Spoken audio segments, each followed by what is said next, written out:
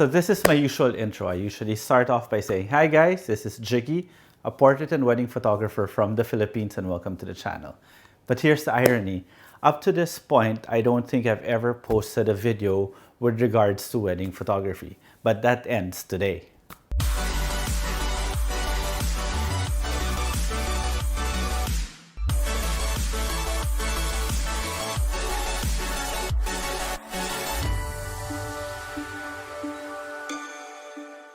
So in case you guys missed my lighting instructional video, I will put a link below because that instructional video directly ties into what I will be talking about now, because now is the application of those techniques to shooting a wedding.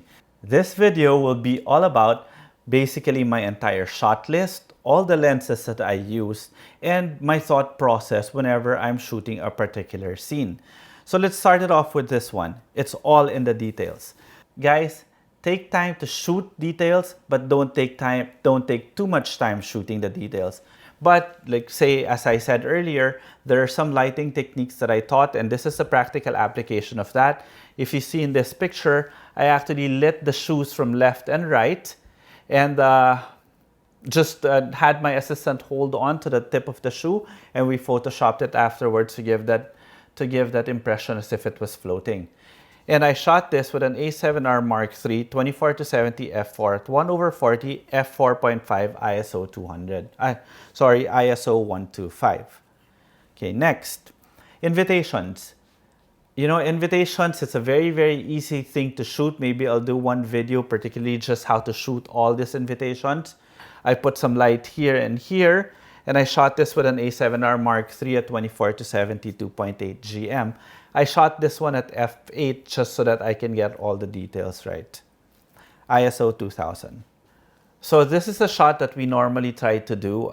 We try to get floating rings to make it a little bit more dynamic as compared to it just lying down on the invitations or things like that. So we had one flashlight that's basically just one of those flashlights that we would put here. In order to get that harsh light, we shot this with an A7R Mark II, a 30mm macro, which is actually not a full frame lens, so technically this is a 50mm, 1/60 f4 ISO 160. Then the bouquet. So with this bouquet, I like lighting my bouquet from left and right and from the top. So I would have this one, this particular light, this one, the Phottix M180. I would actually have two of those, left and right, and I would have a flashlight or a spot right on top just to be able to give that 3D effect of these images. And I shot this at f9, ISO 2500, 24-70 GM with the A7R Mark III. Then afterwards, you could shoot shoes also the same way here. What we did was we lifted up the cover, put a light, the M180 again, the Phottix M180 underneath, just to be able to illuminate this area here. And then put another spotlight right here for the label. So that's with an A7R Mark II, 24-70 f4, 1/60 f4, ISO 200. After we shoot the details, we go on now to shooting the bride and groom preps. Since I am the main photographer, I am focused more on the bride, and then the groom is shot by my assistant photographer, who basically does exactly what I am doing when I am shooting the bride. So the first one is the mandatory makeup shot. The mandatory makeup shot is basically, more often than not, the bride being made up. But also one of the shots that we love doing is shooting the bride facing the makeup, the mirror with all the makeup lights, and just having that really nice depth, meaning having a foreground and a background and everything. So I shot this one with an A7R Mark II, a 24-70 f4, 1/60, ISO 100. So if you guys have been seeing a trend here, one of my main lenses is actually the 24-70, whether it be an f4 or 2.8. Any of those two lenses are fantastic, an f4 or a 2.8. Sometimes we can go creative, and I'll put in a 16-35. Like with this shot, I shot this with a 16-35 f4. So we had one makeup artist in focus here and another makeup artist there for the bride. So this was shot with a 16-35 f4, 1/60 f4 ISO 400. So it gives a very, very good creative shot. So sometimes we bring in also 16 to 35 during the preps, but I hardly bring it out. It's always just going to be my 24-70 and another prime lens, which you will see afterwards. There are times too that you can get a little bit more creative. What I did was I put a flash right behind the subject, popped it, and I asked the hairstylist to spray on my cue.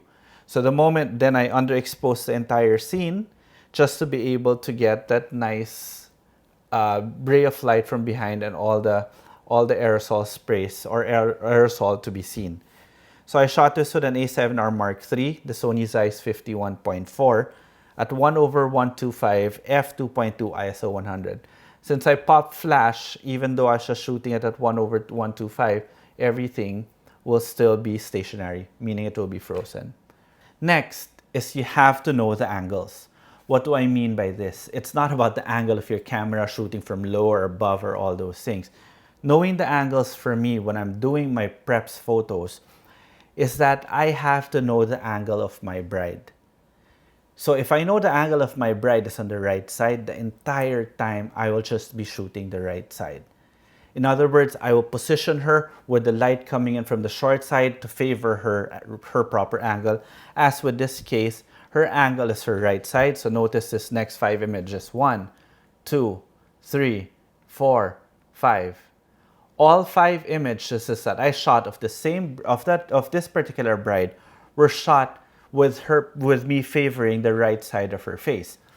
With me favoring the right side of her face, I will then position her to make sure that the light is coming from the short side more often than not to be able to create this shadow part here, the contrast here, and thus slimming the face even more.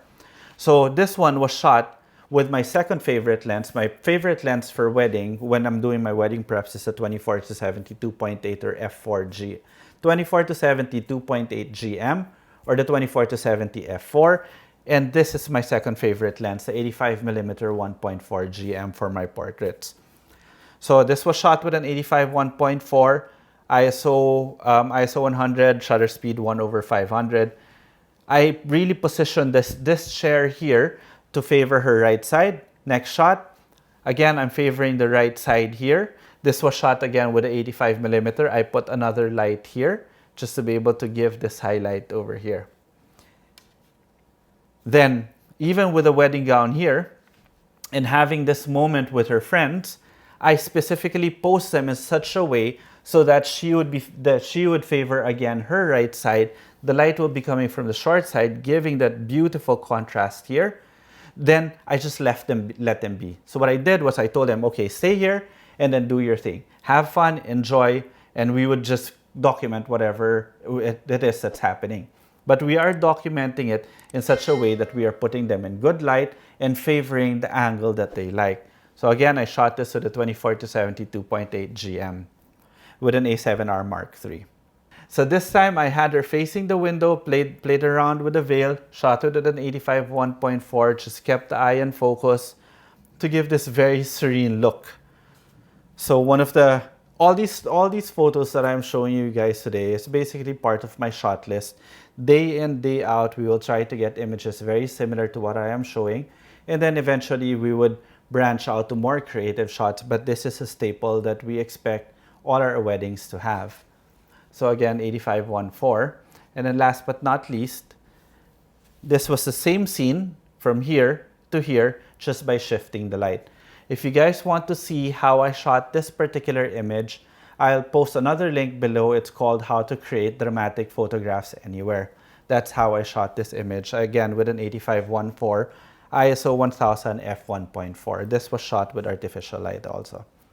Okay, next. So you've already heard me talk about knowing the angles. Now I am telling you, if you know the angles, you light the short side of the face. So we'll go back here. The short side of the face is when the light is coming opposite that of the natural angle of that subject. The reason why I like doing that is really, again, I'm going to state it slims down the face because you are giving shadow in the side that's going to be facing the camera. So short side lighting coming from here, short side lighting coming from there, short side lighting from there. And same with this, shot with a 24-70 2.8 GM.